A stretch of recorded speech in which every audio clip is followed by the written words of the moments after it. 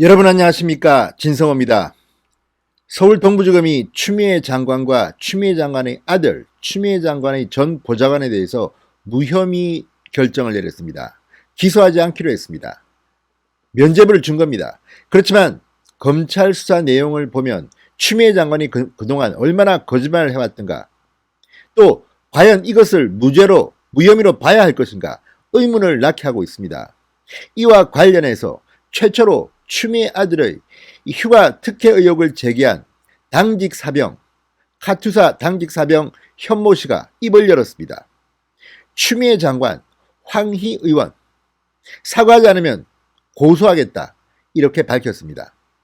자, 추미애 장관 국회에서 공개적으로 이 당직 사병 현 씨에 대해서 거의 조롱을 했습니다. 황희 의원 실명을 공개하면서 말도 안 되는 범죄자 취급을 했습니다.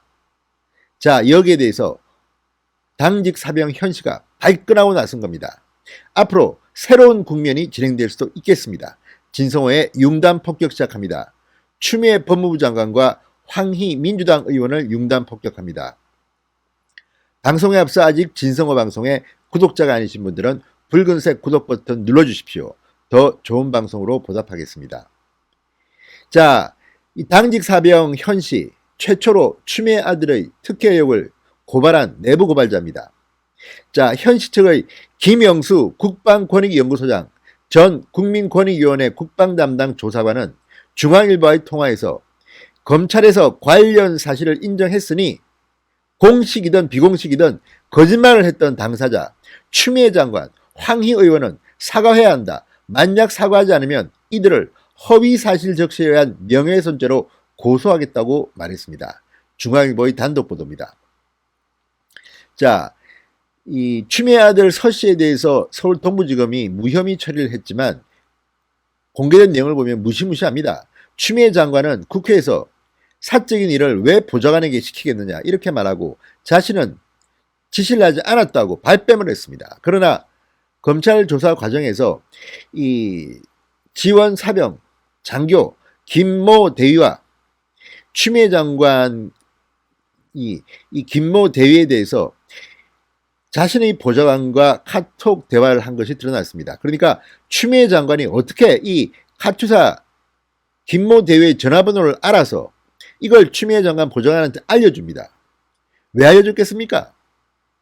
이른바 아들 병가와 관련해서 뭔가를 지시한 게 아니겠습니까? 그렇지 않다면 왜 이런 카톡 문자를 하겠습니까? 게다가 추미애는 그 당시 민주당 대표였습니다. 국회의원이었습니다. 어떻게 아들의 이 특혜 연장 휴가와 관련해서 김 대위의 전화번호를 알 수가 있죠? 귀신입니까? 뭔지 모르지만 알아낸 겁니다. 그리고 이걸 가지고 압력을 가한 의혹이 있지 않습니까? 그리고 카톡 대화를 보면 무시무시합니다. 추미애 장관, 나는 지시한 적 없다. 보좌관이 왜 사적인 일을 하겠느냐. 180도 다른 정황입니다. 그런데도 검찰은 면죄부를 줬습니다. 아무튼 이런 과정에서 추미애 장관 아들에 대해서 상당 부분 사실이 드러났습니다. 그런데도 추미애 장관은 그동안 이 당직 사병에 대해서 얼마나 허위사실로 매도했습니까? 황희 의원은 더 말할 나위도 없습니다. 아예 범죄자로 취급을 했습니다. 여기에 대해서 당직 사병이 들고 일어난 겁니다. 자, 추 장관은 지난 17일 대정부 질문에서 이렇게 말했습니다. 이 당직 사병 현 씨의 공익 제보를 카드라 수준으로 격화시켰습니다. 추미애 장관의 발언입니다. 당직 병사 현 씨의 이른바 카드라, 다른 중대면 속칭 이웃집 아저씨라고 한다. 현 씨의 오인과 추측으로 야당에선 그를 공익 제보자라고 한다. 야당 의원에 대해서는 의혹에 의혹을 붙여서 아들 사건이 눈덩이처럼 커졌는데 억지와 궤변에 책임을 지라. 검찰 수사 결과가 곧 나올 것이다. 억지 궤변이 하루에 수천 건씩 쏟아지는데 조금 더 참아달라. 완전히 이 당직사병 현실을 거짓말쟁이로 오인과 추측의 당사자로 밀어붙였습니다. 카드라, 이웃집 아저씨, 이런 표현을 통해서 완전히 병신을 만들어 놓았습니다. 자, 이런 추미애의 태도가 과연 맞는 것인지, 그래서 명예훼손으로 고소하면 100번 이깁니다. 또 황희 의원은 더했습니다. 지난 10일 자신의 페이스북 계정에 현 씨의 실명을 공개합니다.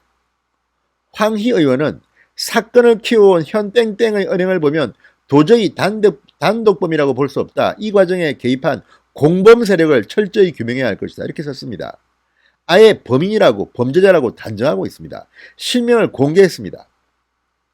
그러면서 산에서 놀던 철부지의 불장난으로 온 산을 태워먹었다. 이 현모 씨 당직 사병을 철부지, 불장난하는 철부지로 비유했습니다. 이후 현땡땡은 잠수타기 시작한다. 현땡땡은 잠수탄 적이 없습니다. 이 말을 듣고 발끈해서 국회든 어디든 부르면 달려가겠다고 했습니다. 황희 의원의 이 SNS 글은 제가 봐도 지나친 명예훼손입니다. 당장 고소하십시오. 자, 비난은 여론이 일자 황희 의원은 실명을 지웠지만 이튿날 모방송 화면을 캡처해서 이름과 얼굴을 다시 공개하게 됐습니다. 이런 것이 범죄 요건에 확실히 적용될 수 있습니다.